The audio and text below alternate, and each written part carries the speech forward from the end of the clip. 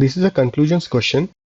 There is no conclusion in the argument and the missing link is not required, and our broad expectation from the correct answer choice is that it should be duly deducible from the information in the passage without any assumption or extrapolation.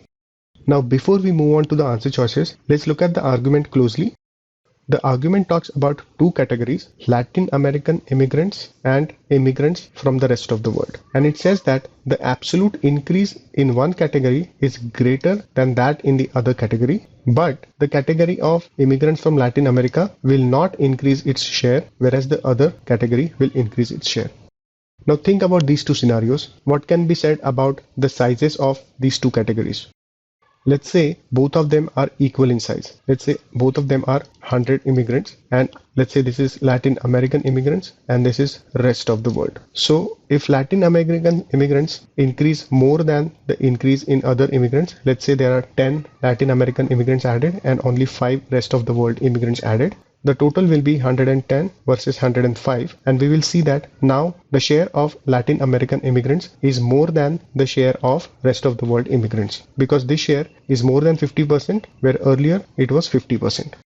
However, the argument mentions that the Latin American share is not increasing. That means this scenario of equal basis cannot exist. Now consider the other scenario in which Latin American immigrants are smaller in size than the rest of the world immigrants. Let's say we have 100 Latin American immigrants and 110 rest of the world immigrants. And over the 5 years, there is greater increase in Latin American immigrants. So let's say we have 20 new Latin American immigrants, but a smaller increase in rest of the world immigrants. That means let's say there are only 10 new rest of the world immigrants. So the total now would be 120 and 120. We will see that now both the categories have equal share, that means 50%, whereas earlier Latin American share was less than 50%. So definitely the Latin American category has increased its share, whereas the argument says that the category did not increase its share. In other words, this scenario in which the Latin American category is smaller than rest of the world category, this scenario cannot also exist. Overall, the only scenario in which both these cases will hold will be the scenario in which the current Latin American category is greater than the rest of the world category. So in this context, let's look at the answer choices. Answer choice A, the argument discusses immigration to this particular country and doesn't suggest anything about immigration away from this country. So it cannot be inferred that many who are currently immigrating to the country from Latin America will be immigrating to another country after 5 years. This answer choice cannot be inferred. So let's eliminate this answer choice. Answer choice B, the argument makes no suggestion regarding the absolute number of immigrants from Latin America or the absolute number of immigrants from the rest of the world. In the absence of these numbers, no comparison between the two categories can be obtained. So it cannot be inferred that from 5 years from now, there will be more immigrants from the rest of the world than immigrants from Latin America. This answer choice cannot be inferred. So let's eliminate this answer choice.